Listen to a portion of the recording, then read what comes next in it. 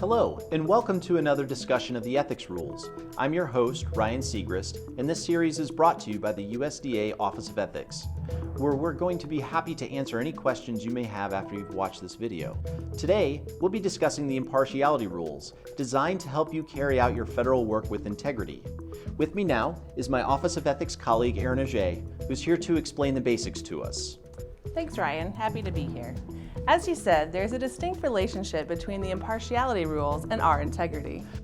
Okay, so let's start at the beginning. What is this rule and how is it supposed to help us? The impartiality rule was written to ensure we capture certain categories of interactions and flag them as potentially problematic.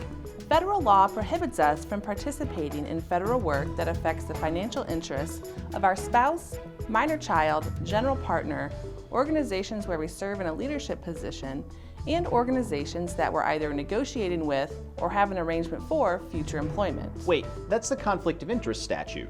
What does that have to do with impartiality? Well, the impartiality rules can be thought of as an extension of the conflicts of interest statute. Some of the analysis is similar, and we address and remedy issues in the same way. So, what kind of government work is affected by these rules?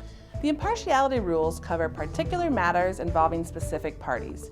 This basically means government work that has specifically named people or entities involved.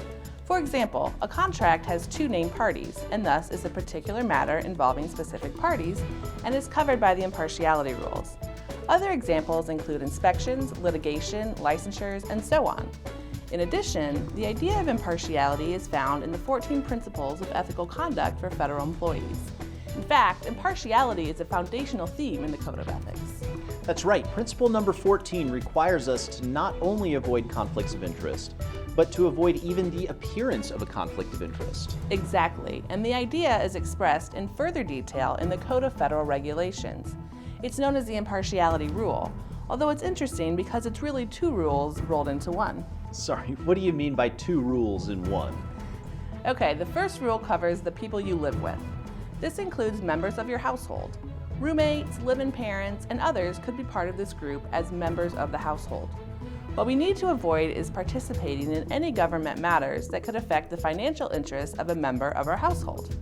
This subset of relationships is slightly broader than those covered in that criminal statute.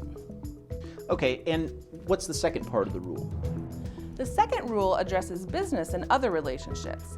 This part covers a wide range of people and entities that could be involved in a government matter, whether they have a financial interest or not.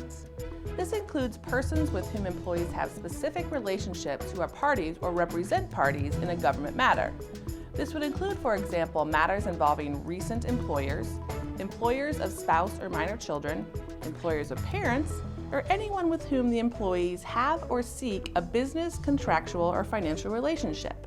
It also includes organizations in which employees serve as active participants. These are called covered relationships. So, I'm sorry, what do you mean by an active participant? An active participant in an organization is not in a leadership position, but still exerts influence there, such as fundraising, developing policy, and does anything more than just paying dues or receiving emails. So, what do we need to do when we run into a situation involving either of the groups we just described, the members of our household or those with whom we have a covered relationship? The important thing is that we recuse or disqualify ourselves from participating in the particular matter that could either affect the financial interests of members of our households or involves in some way someone with whom we have that covered relationship. The reason we must not participate is to avoid the situation where it looks like we have lost our impartiality in the matter. The standard is whether a reasonable person with access to relevant facts would question your participation. So, what is a reasonable person? That's very tricky, because there's no legal definition in ethics of a reasonable person. As such, we need to be even more careful about the matters we participate in that may involve those people we've been discussing. The bottom line is that if you have a situation that may look bad, you need to ask yourself whether your participation may cause someone to question your impartiality. But what if I'm not sure? What if I need help deciding? If you're not sure or if you need help, simply call your ethics official. We specialize in understanding and applying these rules. We can help you determine if your involvement is either problematic or innocuous.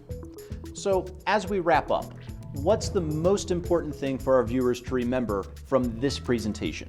Two things. First, if something seems fishy or doesn't feel quite right, then do not participate. Recuse before you take any action. And second, call the ethics office for advice before you take any action. We're here to support you. Erin, thanks again for being with us. Stay tuned for more interesting and relevant USDA ethics training in the near future. In the meantime, you can share this presentation and others on AgLearn and on the OE website. Thanks for watching and have a great and productive day.